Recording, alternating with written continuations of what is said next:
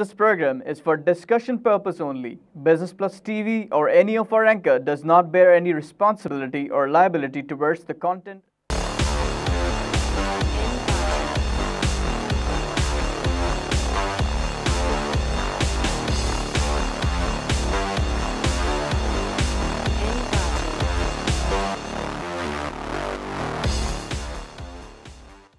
This is Business Plus broadcasting live from Karachi, Pakistan. You're watching Tips of the Trade. I am your host Tariq Khan Javed. नाज़रीन, आज की market माशाल्लाह बहुत अच्छी चली है. ये धरना वरना इस्लामाबाद का भी ख़त्म, कराची का भी ख़त्म, और उसके बाद से हमने देखा कि बिल्कुल ही स्टार्ट होते ही मार्केट ने ज़बरदस्त जंप लिया. 109 पॉइंट पे चली गई और इस तरह से 33,031 का लेवल अटेन कर लिया. उसके बाद ज़िगज़ैग होता रहा है, अप एंड डाउन. उसके बाद 95 पे गई. उसके बाद से इसने शूट अप किया है और एकदम से 225 प्लस पे चली गई. 33,147 का लेवल आया और उसके बाद थोड़ी सी नीचे आई और अभी 227.97 प्लस पे खड़ी है. 33,150 का लेवल और वॉल्यूम भी अच्छे हैं. 133 मिलियन का शेयर हुआ, काम हुआ है. और अगर हम दुनिया भर के सिचुएशन पे निगाह डालें तो हमने देखा कि डॉ जोन्स जो है कल 83 पॉइंट बढ़ गया. उसकी एक बड़ी वजह वो येलन की अनाउंसमेंट भी है कि उन्होंने कहा कि हम आस्ते आस्ते मगर हम बढ़ाएंगे रेट. इसका मतलब है कि उनको बहुत कॉन्फिडेंस है कि अमेरिका की इकॉनमी ग्रो कर रही है अच्छे रेट पे और वहाँ पे थोड़ी बहुत इंटरेस्ट रेट इंक्रीज़ की गुंजाइश है. अमेरिका आपको पता है 16 ट्रिलियन की इकॉनमी है. उससे करीब तरीन जो इकॉनमी है वो 7-6 ये चाइना को आप कहते हैं कि 6-5 के करीब है. तो सबसे बड़ा इंजन ऑफ ग्रोथ अमेरिका है. वहाँ जब अच्छी खबर आती है तो पूरी दुनिया में उससे बेहतरी आती है. तो डॉ जोन्स में कल 83 का इजाफा, S&P में भी 8.9 का, नैस्डैक में 22.6 का. और डिस्पाइट द फैक्ट कि कल तेल की कीमत जो है नीचे आई और वो 37.88 पे आ गई. तो ऑयल की कीमत की वजह से जो नेगेटिविटी है उसको इंटरेस्ट रेट इंक्रीज़ के फैक्टर ने वो तोड़ दिया और इस तरह से वहाँ पे हमने इम्प्रूवमेंट देखी है. गैस की कीमत में 0.15 का इजाफा और आज जनाब 10 लाख क्यूबिक फुट गैस आपको $2 में मिल रहा है, यानी कि 212 रुपये का. उसके बाद हम देखते हैं कि एशिया में ये हुआ कि नीके में गिरावट है 120 का. और नीके के अपने डायनामिक्स हैं. वहाँ पे इंटरेस्ट रेट जब अमेरिका बढ़ाता है तो इनको प्रॉब्लम होती है क्योंकि ये चाह रहे हैं कि इनकी करेंसी गिरे, लेकिन जब ये इंटरेस्ट रेट बढ़ता है तो वहाँ पे गिरना रुक जाता है. हैंगसेंग में 26 का लॉस है. शंघाई में 3.27 का इजाफा. सेंसेक्स में 36 का इजाफा. सिंगापुर में -32. तो ये वर्ल्ड वाइड मिला जुला रुझान. और अभी जो यूरोप की मार्केट खुली हुई ज़्यादातर नेगेटिव है. ये FTSE 32 माइनस, डैक्स 47 माइनस, कैक 43 माइनस और IBEX भी 113 माइनस और स्टॉक 2.76. क्योंकि तेल की कीमत गिरी है शायद इसकी वजह से यूरोप में अभी और मज़ीद शायद गिर रही है, इस वजह से नेगेटिविटी आ रही है. कि अभी जो मेरे पास फिगर आया वो 37.88 का अभी का रीसेंट फिगर है और ये लगता है इसकी ट्रेजेक्ट्री जो है वो नीचे की तरफ है. उसका इम्पैक्ट आ रहा है आपके यूरोपियन मार्केट्स पे. आइए एक लाइव कॉल से बात करें. हेलो, अस्सलाम वालेकुम. वालेकुम सलाम जनाब. सर, खारादर से मोहम्मद हुसैन बोल रहा हूँ. मोहम्मद हुसैन साहब, welcome to show from Kharadar sir. Sir, वो नेशनल बैंक और बाइको का क्या है सर? सर नेशनल बैंक की आज बहुत बड़ी खबर है जनाब. अगर आपके पास है तो आप खुश नसीब हैं. अब इसके रेट बढ़ना शुरू हो जाने चाहिए इन थ्योरी. आज उसका जी वो आया है कि 51% ग्रोथ हुआ है इसके प्रॉफिट में. और या ये इसकी जो मतलब प्री टैक्स प्रॉफिट है 11.2 हो गया. और तो ये इसमें 51% का इजाफा और वो 7.5 रुपीज़ का अभी फिर से डिविडेंड दे रहे हैं और इससे पहले भी दिया है. तो टोटल डिविडेंड जो इन्होंने दिया है वो समझिए 9.2 रुपीज़ का दिया है. तो नेशनल बैंक में बेहतरी आ रही है और आप खुश होना चाहिए. बाइको का जहाँ तक ताल्लुक़ है, मेरी इत्तला ये है कि उनका जो बड़ा प्लांट पड़ोस में लगा था उसमें ज़बरदस्त आग लगी, वो बिल्कुल तबाह हो गया है। लेकिन जो कन्वेयर बेल्ट है, जो पाइप बिछाया था इन्होंने बायो, वो अपनी जगह पे मौजूद है। इससे जो एग्जिस्टिंग बाइको है उसको फ़ायदा है और इसीलिए इसकी कीमत जो है 10 वगैरह से बढ़ के अब थोड़ी बेहतर हो गई है। लेकिन ये एक बहुत ही छोटी सी रिफाइनरी है और ये इसको चलाना बहुत मुश्किल है। इसके ऊपर मेरी बहुत ज़्यादा एतमाद नहीं है। इससे मैं दूर रहने के मशवरा देता हूँ लोगों को। अब ये पड़ोस का बंद हो गया तो उसका भी नेगेटिव इम्पैक्ट आएगा इसके ऊपर। आइए एक लाइव कॉल से बात करें। Hello hello. हेलो जी मैं इमरान बोल रहा हूँ जी, लाहौर से। इमरान साहब, वेलकम टू द शो साहब। ऐसे सर मुझे पूछना था कि इस वक्त मार्केट के क्या हालात नजर आ रहे हैं, जहाँ से बढ़ती नजर आ रही है कि यहाँ से नीचे गिरी, और कौन से शेयर इस वक्त परचेज करने चाहिए? ये तो आपने इतना बड़ा सवाल किया है कि इसका जवाब तो किसी के पास नहीं है कि बढ़ती है या हर आदमी का अपना अपना आउटलुक है। मेरी अपनी आउटलुक 88 से ये है कि इस मार्केट में सिर्फ बढ़ाई है, घटने का कोई सवाल नहीं है। वक्ती तौर पे हफ्ते 2 हफ्ते 4 दिन के लिए गिरेगी लेकिन बढ़ती ही चली जाएगी। जब से मैं इन्वॉल्व हुआ पाकिस्तान में, वो 86 का पीरियड था जब मैं रीजनल क्रेडिट मैनेजर बना मिडल ईस्ट अफ्रीका का, और पाकिस्तान उसमें शामिल था। तो जब मुझे कहा गया कि पाकिस्तान के बारे में राय दो तो मैंने इस पर बहुत रिसर्च की और राय यही दी कि पाकिस्तान बहुत बड़ा पोटेंशियल है। और उस वक्त आपकी मार्केट सिर्फ 800 लेवल पे थी और मैंने उस ज़माने में प्रेडिक्ट किया था कि ये 50,000 पे जाएगी। तो लोगों को हंसते थे मेरे बातों पे।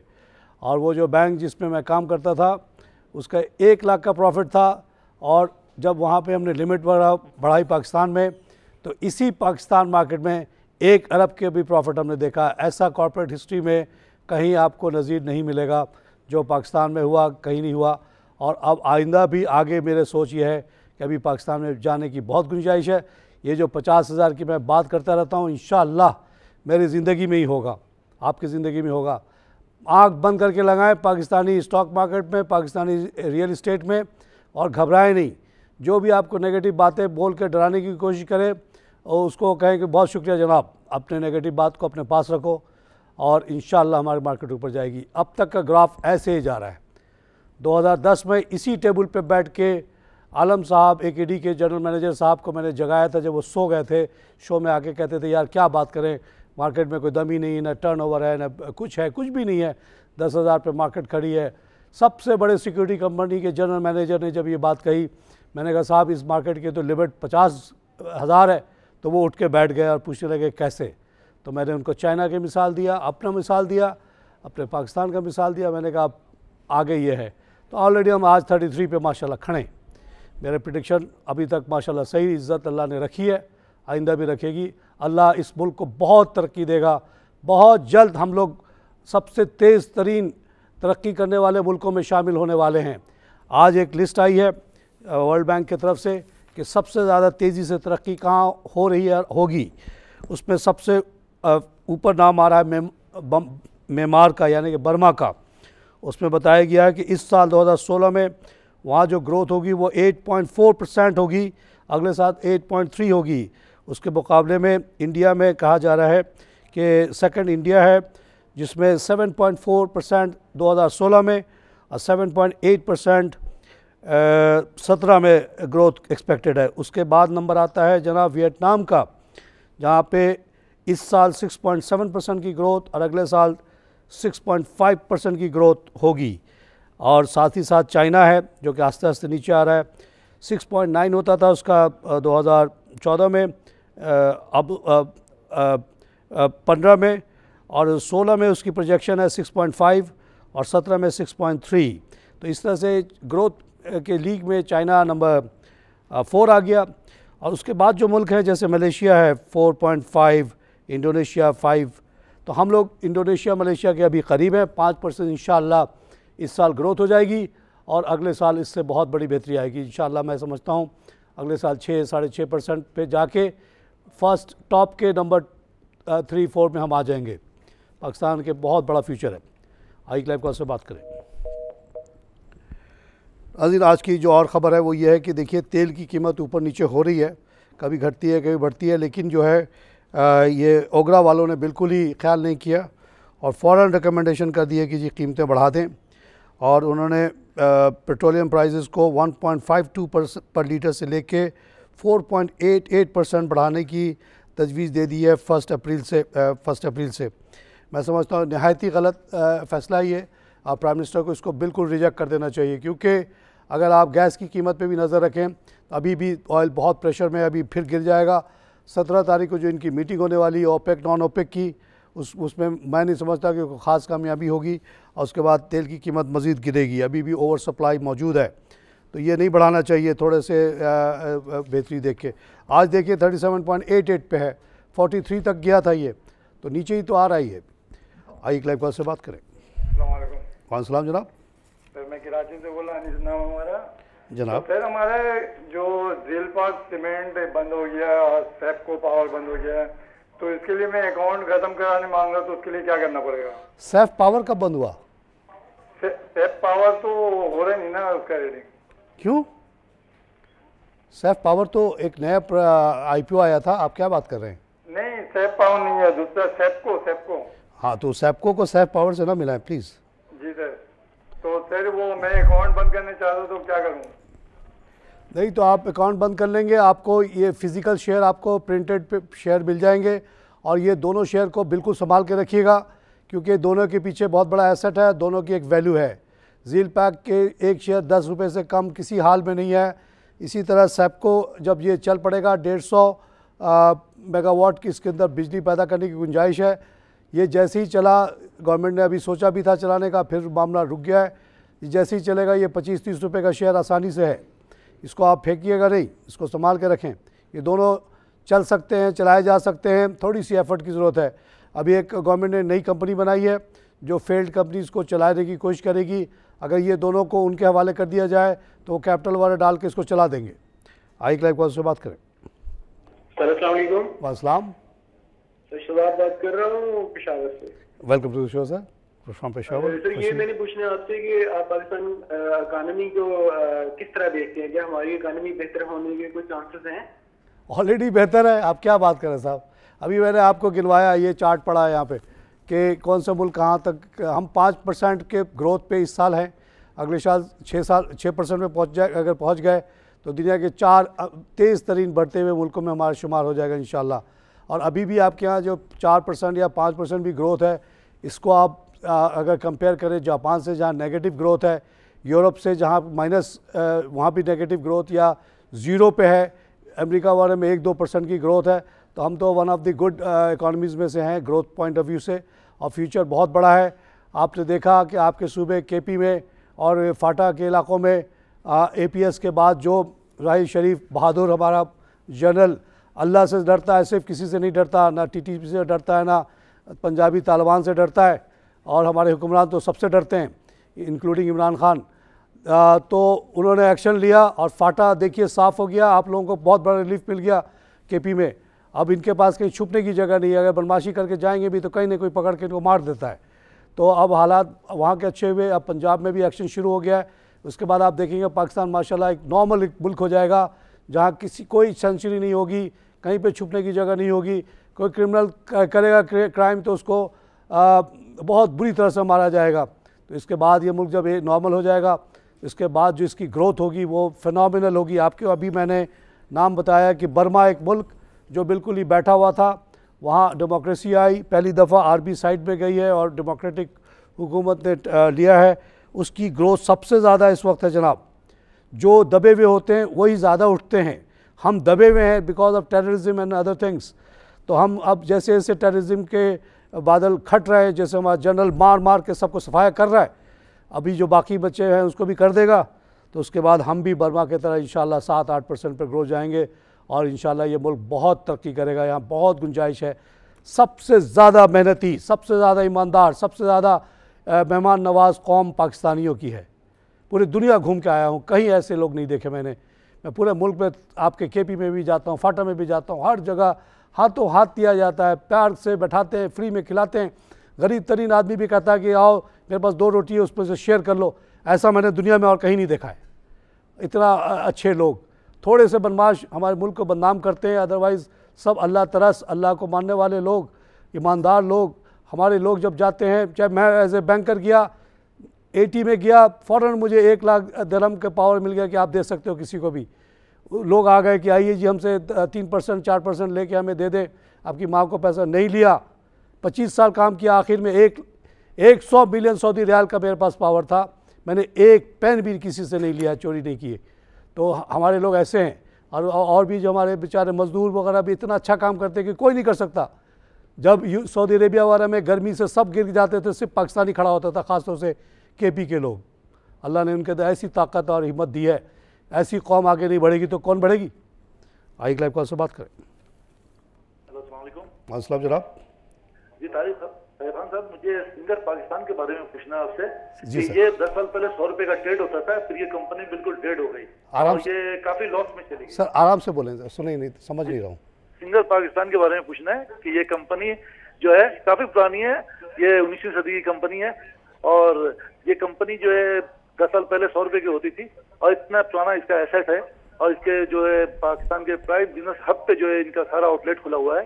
लेकिन चूंकि ये बहुत ही वो सेकंड टायर इंजीनियरिंग की कंपनी है जो किचन अप्लायंसेज और सिंगर मशीन वगैरह, वॉशिंग मशीन बनाती थी। आप सुना कि पाक इलेक्ट्रॉन के साथ कोई मायदा हो गया, मैनेजमेंट चेंज हो गई है, नीदरलैंड की कंपनी ने जो है यहाँ के लोकल को दे दिया है और ये महमूद अहमद साहब जो है सीईओ जो अभी बने हैं वो जो है पाक इलेक्ट्रॉन से हायर किए गए हैं और इसमें कोई ग्रोथ है। 2 दिन पहले 34 रुपए तक गया था, लेकिन आज ये 28 रुपए पे ट्रेड हो रहा है। उसकी वजह साहब इसका क्या देखते हैं आप? देखिए, पाक इलेक्ट्रॉन को जब मेरी नज़र पड़ी 1-1.5 साल पहले, वो 15-16 रुपये का था, स्ट्रगल कर रहा था। एक लाया था बेचारा गरीब राइट क्या होता है? राइट ये होता है कि कंपनी कहती है कि हमारे पास कुछ प्लान्स हैं, आप लोग हमें, जो लोग ऑलरेडी शेयर होल्डर हैं वो हमें कुछ पैसा दे तो हम इसको आगे बढ़ाते हैं। कोई नहीं दे रहा था बेचारे को, 2 रुपये भी नहीं देता था कोई। मैंने इसको बहुत फेवर किया, मैंने बहुत इसलिए नहीं किया कि और कोई वजह, क्योंकि मुझे यहाँ पे वाइबिलिटी नज़र आती है वाइट गुड्स बनाने की। Pakistan very suitable for this kind of industry at the present time. तो इसको सपोर्ट किया। आज देखिए वो 90 तक गया, उसके बाद उसने राइट और बोनस दे के अपनी कीमत को कम कर दिया।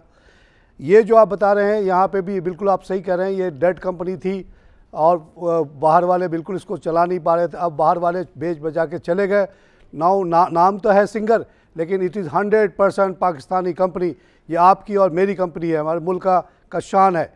तो अब ये 100% जब से हुई है और पाक वहाँ से पेल से जो साहब आए उन्होंने उसको पेल की तरह चलाने की कोशिश की है। अब ये आस्ते आस्ते ये ग्रो कर रहा है। ये जो अभी ऊपर जाके फिर नीचे आया उसकी वजह यह है कि इसने राइट दिया। जब भी कंपनी राइट देती है तो नंबर ऑफ़ शेयर्स बढ़ जाते हैं, उसकी वैल्यू कम हो जाती है। तो राइट के बाद भी आज इस पर खड़ा है, तो जिन लोगों ने राइट बढ़ा उनके लिए तो बहुत बड़ा उनको तो बहुत इजाफा हो गया है। They have done very well and like पाक पेल आई सपोर्ट दिस कंपनी, क्योंकि मैं इसको यहाँ पे फ्यूचर देखता हूँ। अब जापान का किसी का काम नहीं है कि वो फ्रिज बनाता फिरे या होम अप्लायंसेस बना, वेरी सिंपल टेक्नोलॉजी। वो छोटे मोबाइल बनाते हैं, सैमसंग वाला इतना छोटा सा मोबाइल 60-70 रुपये का 1000 का बेच देता है। उस पर इनपुट कॉस्ट क्या है? 1000 रुपये भी नहीं है। और ये इतना बड़ा लोहे की चीज़ बनाओ, उसमें बहुत बड़ा पैसा लगाओ, पता चला बनाने में खर्च आ गया 40,000, बिका 70,000 में, क्या प्रॉफिट हुआ? कुछ भी नहीं हुआ। तो इसलिए वो लोग अच्छे इस पे जा रहे हैं, हम लोग अभी लोअर लेवल पे हैं। ठीक है, हम मेहनत मजदूरी करने वाले लोग हैं, हमारे लिए इतना थोड़ा सा प्रॉफिट ही बहुत है, इसलिए यहाँ पे मुझे फ्यूचर नज़र आता है। इसको लेके बैठ जाए। आई लाइव कॉल से बात करें। अस्सलामुअलैकुम। वालेकुम जनाब। तारिक साहब, आप इकोनॉमी के एक आदमी हैं और आप कह रहे हैं कि इकोनॉमी सही हो रही है, या डार ने इतने कर्जे ले लिए और वो कर्जों का सही इस्तेमाल ना कोई पता है, या बॉन्ड यूरो बॉन्ड भेज दिया उसका किसी को नहीं बताया, तो इकोनॉमी तो आपकी सही नहीं हो रही। भाई कर्जे तो सभी ने लिए, दार ने नहीं लिए। ये इस मुल्क में टोटल मनी सप्लाई, मेरे वालिद स्टेट बैंक में काम करते थे इस वक्त, टोटल मनी सप्लाई थी 14 बिलियन, जब ईस्ट पाकिस्तान और वेस्ट पाकिस्तान एक था। शुरू तो भुट्टो साहब ने किया। पहले क्या किया कि पहले तो नेशनलाइज कर लिया स्टेट बैंक को। स्टेट बैंक को नेशनलाइज करने से पहले ये प्राइवेट कंपनी थी और मेरे वालिद वगैरह वहाँ काम करते थे, और गवर्नमेंट ऑफ पाकिस्तान जब उनसे कर्जा मांगती थी तो वो उसको टाल देते थे, जैसे कोई भी कमर्शियल बैंक टाल देता है। उनको रास्ते बताते थे कि ये कॉस्ट कट कर लें या ये इधर से टैक्स ले लें। जब भुट्टो साहब ने इसको नेशनलाइज किया, 100% हो गया, उसके बाद प्रिंटिंग नोट शुरू हो गई। 2 साल के अंदर जो 9 बिलियन नोट था उसको बढ़ा के उन्होंने 22 बिलियन किया, यानी कि कर्जा बढ़ गया। नोट बढ़ने का मतलब भी कर्ज़ा बढ़ना होता है। उसके बाद से जो लेना शुरू किया है लोगों ने, तो 2600 बिलियन तो नोट छप गए आपके मुल्क में अब तक, जिसके वजह से जो कीमत 2 रुपये की कीमत थी वो आज 200 की है हर चीज़ की।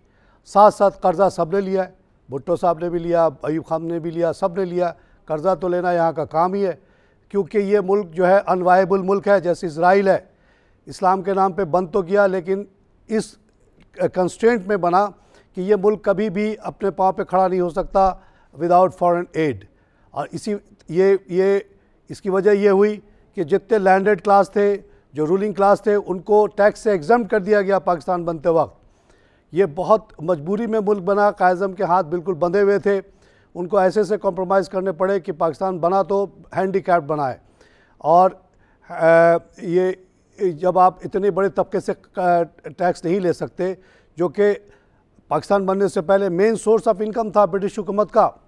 पंजाब हुकूमत, सिंध हुकूमत कैसे चलती थी उस ज़माने में? यहाँ इतनी इंडस्ट्री तो नहीं थी, सेल्स टैक्स नहीं था, इनकम टैक्स नहीं था इतना, सब ज़मीनों से किराया लिया जाता था, उससे चलता था। तो वो जब छूट गया तो हम हो गए dependent on western aid. 300 billion हम खा चुके हैं कर्ज़ा, खैरात, और अभी भी खा रहे हैं। ये जब तक ऐसा टैक्स का निज़ाम नहीं हो कि ये तमाम अमीरों से टैक्स लिया जाए, जब तक ये मुल्क उस तरह से सही नहीं होगा। लेकिन इन सब के बावजूद मुल्क तरक्की कर रहा है। कर्ज़ा जापान ने भी लिया, कर्ज़ा जर्मनी ने भी लिया, सब ने लिया, लेकिन मुल्क तरक्की कर रहा है और करता रहेगा। और अगर हम ये अपना हैंडीकैप ख़त्म कर दें कि हम अमीरों से टैक्स नहीं ले सकते, तो फिर तो ये शूट कर जाएगा जनाब, हम कर्ज़ा देने वालों में से हो जाएंगे। और ये जितना भी कर्ज़ा वर्ज़ा सब उतर सकता है बड़ी आसानी से। आई क्लाइव कॉल से बात करें। वालेकुम सलाम जनाब। जनाब आपसे फर्ज कर रहा हूँ। आसिफ साहब वेलकम शो। जी आसिफ, मैं गुजारिश कर रहा हूँ कि अभी आपने नेशनल बैंक के हवाले से अभी उसके प्रॉफिट के मुताबिक बताया। जी जी, मेरे ख्याल में उसकी अभी एजीएम हुई है, उसके वो रिपीट हुए हैं अकाउंट्स, मगर साथ में आपने ये भी फरमाया कि 7.5 रुपए डिविडेंड देने के अलावा मजीद आपने 1.5 रुपए का तस्करा किया। मेरे ख्याल में ये कुछ करेक्ट नहीं है। भाई मैं तो अपने तरफ से नहीं बोला, नेशन अखबार का रिपोर्ट है कि अभी उन्होंने उस मीटिंग में जो कि 19 फरवरी को हुआ, final cash dividend of 7.5 rupees which translates to 75% for the year ended December 31, 2015. आगे लिखा हुआ है, this translate into 92% dividend payout of the bank's distributed profit for the year 2015. 92% बनता है 9.2। ये अगर आप चैलेंज करना चाहते हैं तो नेशन अखबार को चैलेंज कर दें, मुझे नहीं। नाज़रीन, यहाँ पे लूँगा छोटी सी ब्रेक।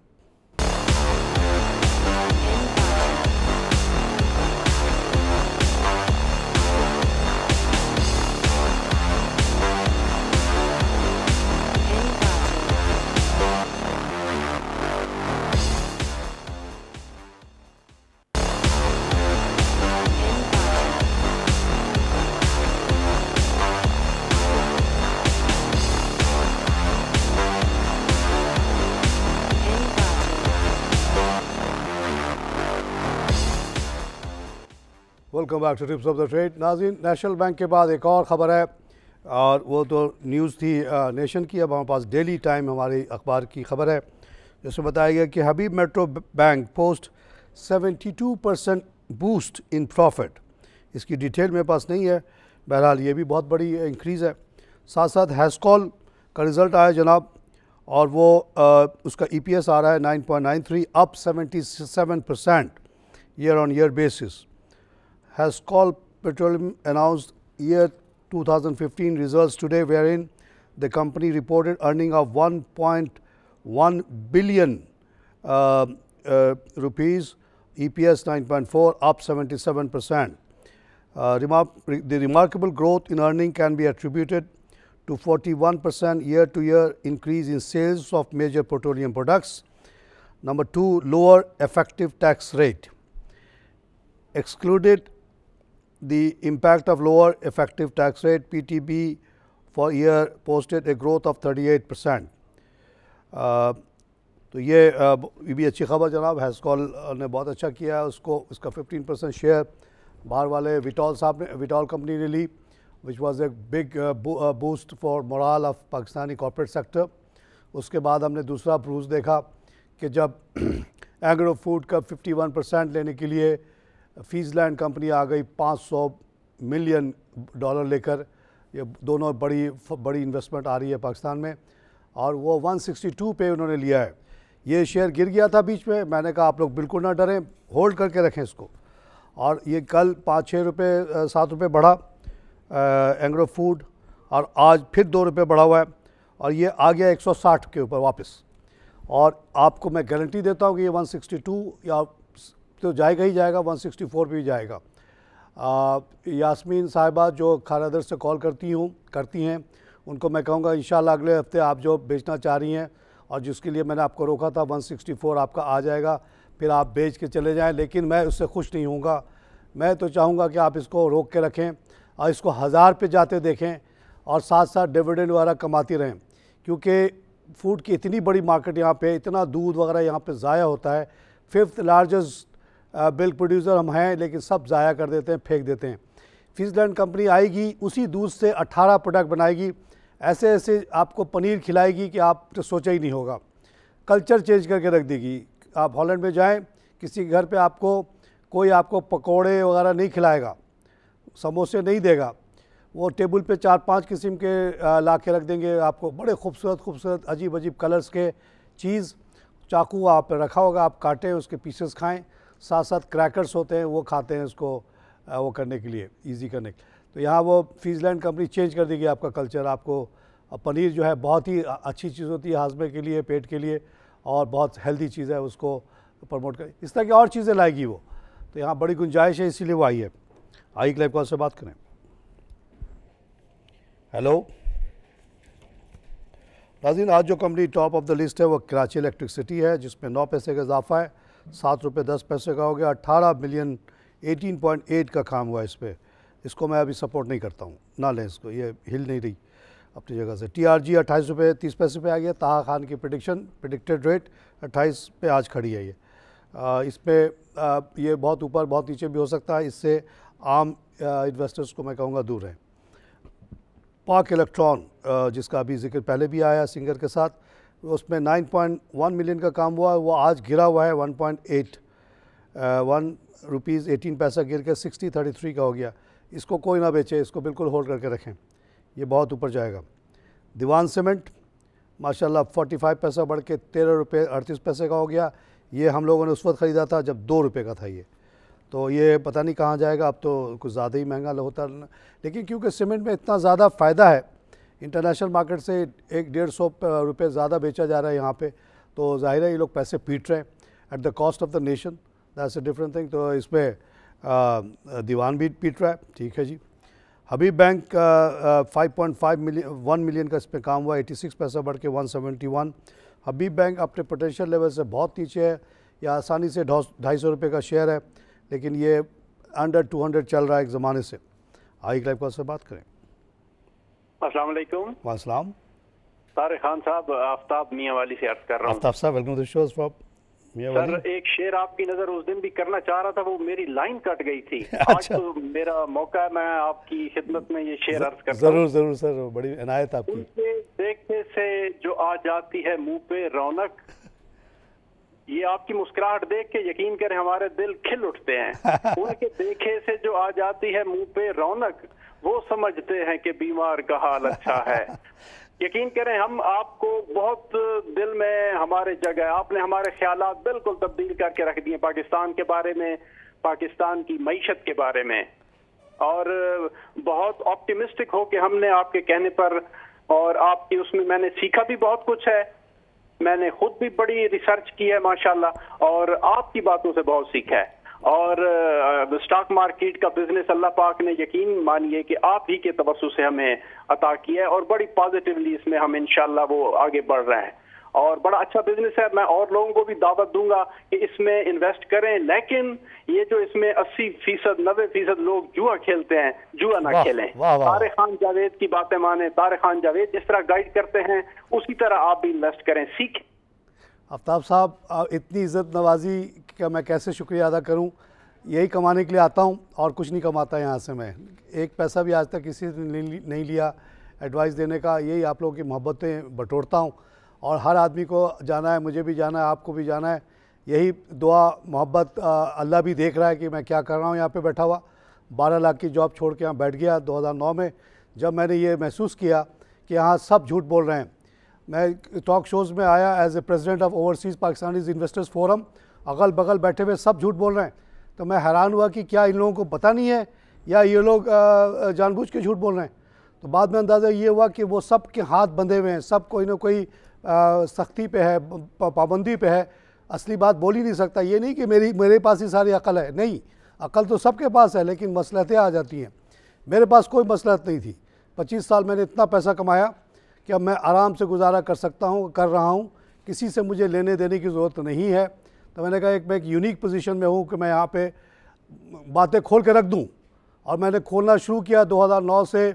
1000 से ज़्यादा शो मैंने अपने पैसे से डलवाए हैं यूट्यूब पे। कि ये ना हो कि बोला तारिक खान चला गया, गायब हो गया, नहीं, रहेगा वो। यूट्यूब पे सारे शोज़ मौजूद है, लैंड रिफॉर्म से लेके स्टेट बैंक की रिफॉर्म से लेके FBR के रिफॉर्म, सब पे मेरे शोज़ डिटेल में हैं।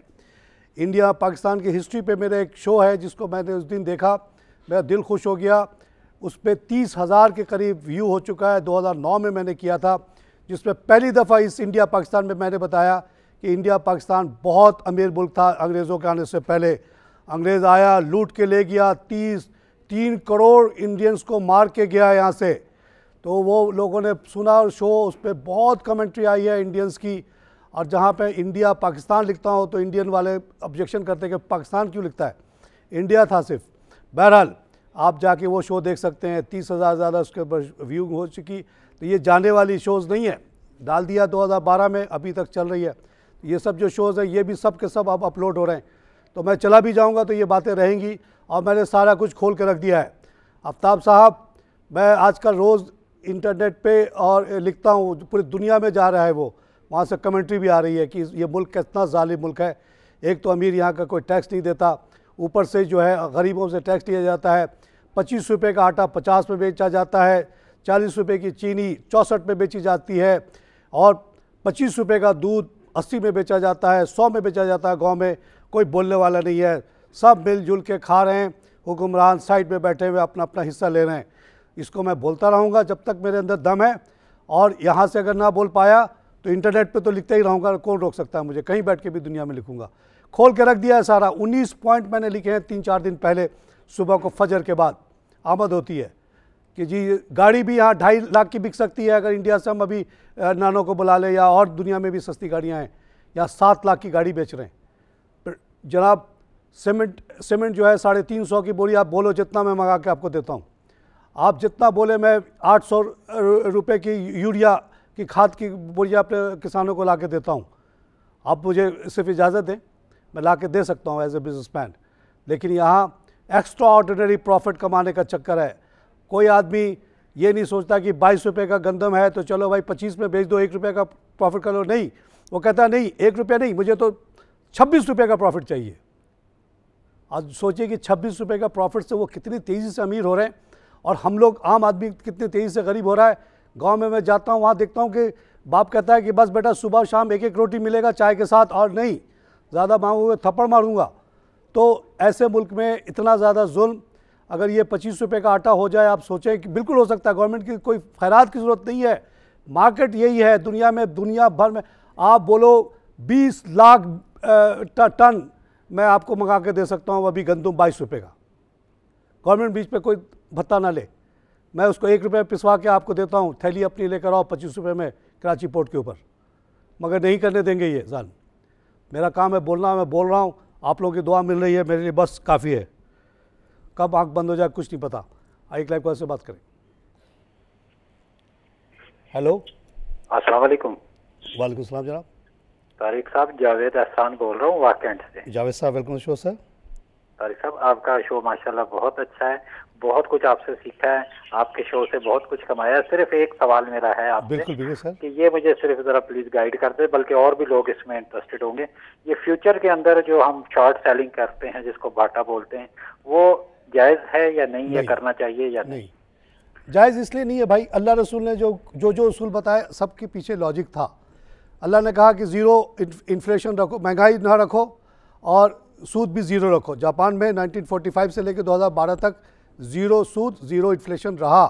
इस्लाम अप्लाई हो गया जापान में, और अब तो पूरी दुनिया में हो गया क्योंकि हर जगह इंटरेस्ट रेट वगैरह ख़त्म हो गया। इसी तरह अल्लाह ने कहा कि जुआ ना खेलो, तो उसके पीछे बहुत बड़ी लॉजिक है।